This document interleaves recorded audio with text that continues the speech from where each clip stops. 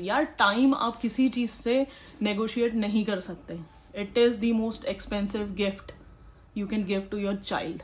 Hello everyone, कैसे हैं आप सब.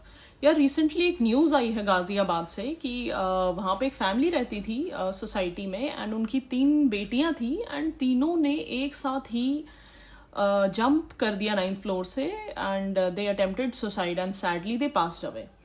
सो उसका जो मतलब रीज़न आ रहा है that is they were playing some online games. Age भी बहुत ज़्यादा नहीं थी, it was just 12, 14 and 16 years old girls.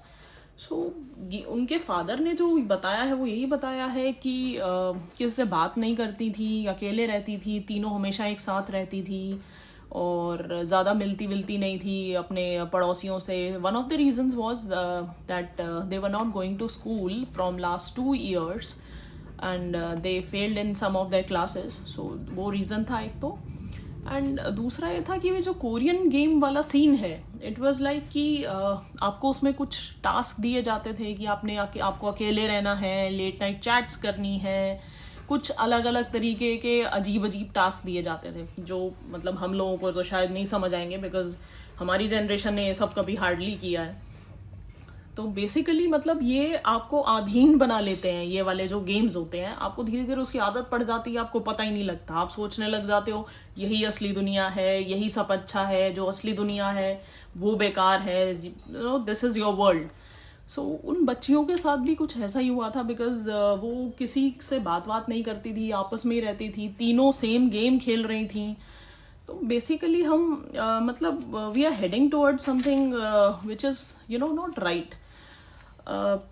हमारी जनरेशन ने ये सब कभी नहीं किया. हम लोग पूरे पूरे दिन बाहर खेलते थे. आजकल क्या हो रहा है, सोशल मीडिया आ गया है, फोन्स हर बच्चे के हाथ में आ गए हैं. At very early age they get their phones. वो भी फोन भी वो जिसमें सब कुछ आता है, नॉट इवन कॉल कर लिया एंड इट्स डन. तो बेसिकली आज के टाइम में ये एक नई किस्म की बीमारी स्टार्ट हो गई है जो आप पकड़ भी बड़ी मुश्किल से पाते हो.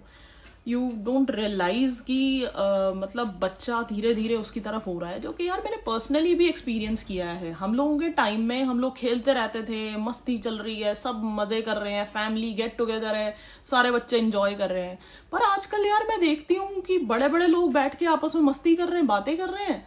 जो बच्चे हैं टीनेजर्स हैं, भाई उनको मतलब ही नहीं है किसी से, अपने में ही लगे हुए हैं, अपने ही फोन में बस ऐसे रखा है and they are just doing whatever they are doing.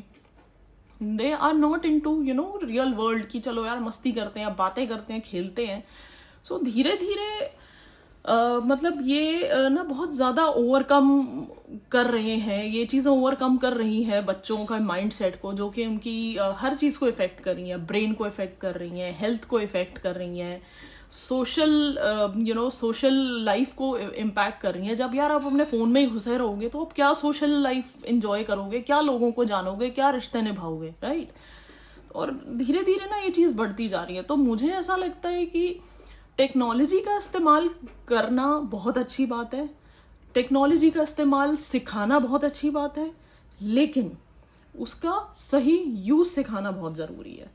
एक थिन लाइन होती है सही तरीके से यूज करने में और एक गलत तरीके से यूज करने में. You need to understand that thin line कि हाँ भाई अब इससे आगे नहीं, वो गलत हो जाएगा.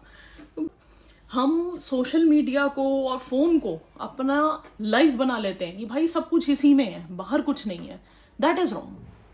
तो हमें अपने बच्चों को उसी चीज से सेफ गार्ड करना है.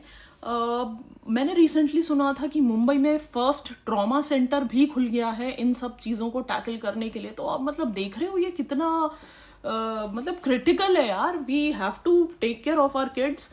जैसे मैं पर्सनली अपने बच्चे को मैं फ़ोन नहीं देती हूँ, मैं हार्डली देती हूँ for 5 or 10 minutes. I don't give her the phone की भाई लो आप खेलते रहोगे, मैं बाहर गई हूँ सो मुझे पीस ऑफ माइंड चाहिए तो मैंने उसको फ़ोन पकड़ा दिया. No, that never happens. तो छोटी छोटी चीज़ें हैं जो हम ध्यान रख सकते हैं. बाहर खेलने भेजो यार, वो ज़्यादा ज़रूरी है. बाहर फ्रेंड्स बनाओ. फ़ोन तो पूरा लाइफ है ही ना फ़ोन यूज़ करने के लिए.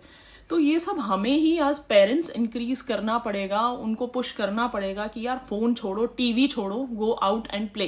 कितने लेवल तक चीज़ें यूज़ करनी चाहिए वो ध्यान देना पड़ेगा, क्योंकि हम अपने हाथ से उनको ये सब ला के दे रहे हैं. तो एक थिन लाइन क्रिएट करनी बहुत ज़रूरी है. अपने बच्चों से बात कीजिए, उनके टच में रहिए, वो डे टू डे चाहे 5 मिनट दीजिए, लेकिन एज अ फ्रेंड उनसे ज़रूर बात कीजिए सो दैट यू नो उनकी लाइफ में क्या चल रहा है। वो बहुत ज़्यादा इंपॉर्टेंट है। बाकी सब मैनेज हो सकता है, लेकिन एक जो आपकी पर्सनल बॉन्डिंग अगर बन गई बच्चे से, वो आपको सब कुछ शेयर करेगा, आपसे सब कुछ, आपको सब कुछ बताएगा।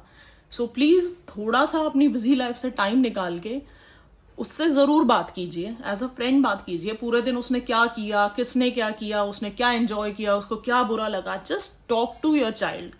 5-10 minute, nothing more than that.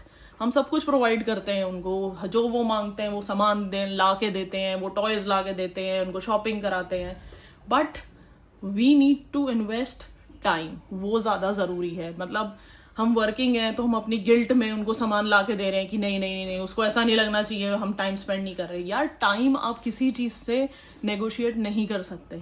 It is the most expensive gift you can give to your child. So please I am requesting everyone, अपने बच्चों को टाइम दीजिए, उनकी लाइफ में क्या चल रहा है पक्का जानिए, चाहे वो छोटी सी चीज़ हो, प्लीज़ जानिए। उसको इतना कंफर्ट लेवल, इतना कंफर्ट जोन दीजिए अपने घर में कि वो सबसे पहले हर चीज़ आपको आके बताए, ना कि किसी और को, ना बाहर किसी और को, अपने पेरेंट्स को आके बताए।